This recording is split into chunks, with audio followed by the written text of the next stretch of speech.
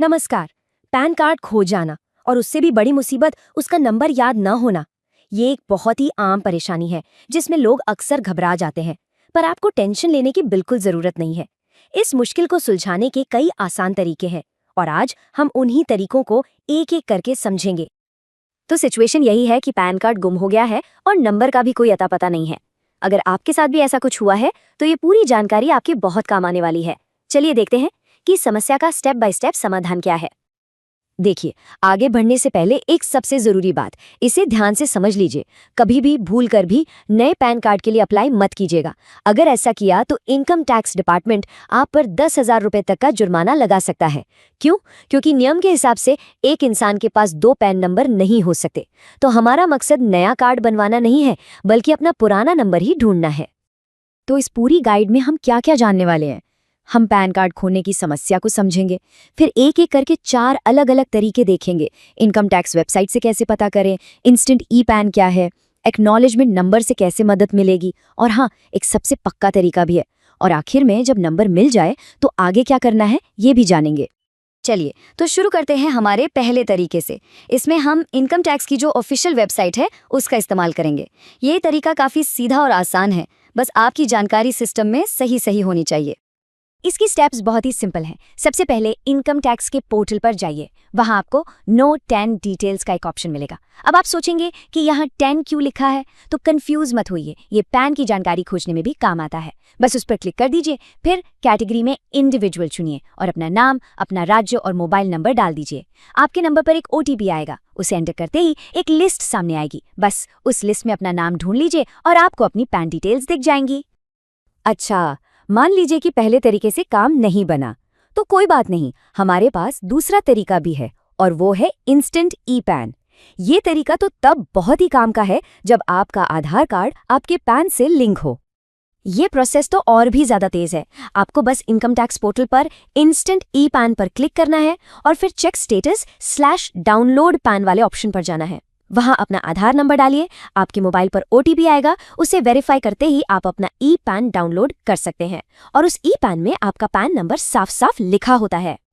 यहाँ एक छोटी सी पर बहुत जरूरी बात याद रखनी है। जो ई पैन फाइल आप डाउनलोड करेंगे वो पासवर्ड प्रोटेक्टेड होती है और उसका पासवर्ड होता है आपकी जन्म तिथि, यानी डेट ऑफ बर्थ।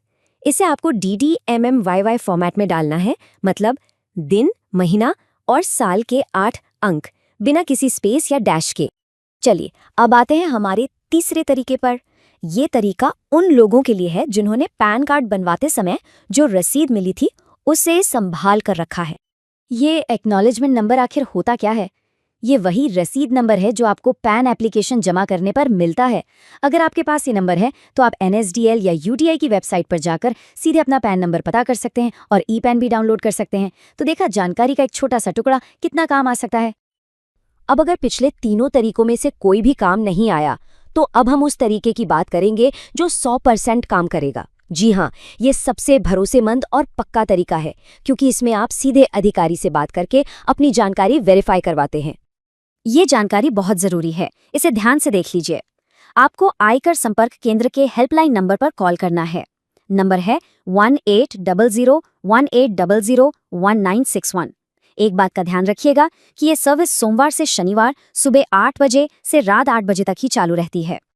कॉल करने से पहले अपनी कुछ बेसिक जानकारी तैयार रखिएगा, जैसे कि आपका पूरा नाम, आपकी जन्मतिथि, आपका पता और आपके पिता का नाम। वहाँ जो एजेंट होंगे वो आपसे ये जानकारी कंफर्म करेंगे और वेरिफिकेशन के बाद आपको आपका पैन नंबर बता देंगे। है ना सबसे सीधा और पक्का तरीका? बहुत बढ़िया। तो अब मान लेते हैं कि आपको अपना पैन नंबर मिल गया है, तो अब अगला कदम क्या होगा? चलिए ये भी देख लेते हैं कि आगे क्या करना है। तो सीधी सी बात है, एक बार जब आपको अपना पैन नंबर मिल जाए तो आप ऑनलाइन जाकर पैन कार्ड को रीप्रिंट करने के लिए अप्लाई कर सकते हैं। बस कुछ ही दिनों में, करीब 15 दिन के अंदर आपका फिजिकल पैन कार्ड आपके दिए हुए पते पर आ जाएगा। तो ये थे खोया हुआ पैन नंबर पता करने के सभी तरीके। उम्मीद है ये जानकारी आपके काम आएगी। अब इसे खत्म करने से पहले एक और जरूरी सूचना है। इस जानकारी को देखने के लिए आपका बहुत बहुत शुक्रिया। और हाँ, अगर आप में से कोई फ्री NSDL ID लेना चाहता है तो उसके लिए एक लिंक नीचे दिया गया है और यही लिंक आपको वीडियो के डिस्क्रिप्शन में भी मिल जाएगा। उस लिंक पर क्लिक करके आप बहुत आसानी से बिल्कुल फ्री में NSDL की आईडी के लिए अप्लाई कर सकते हैं।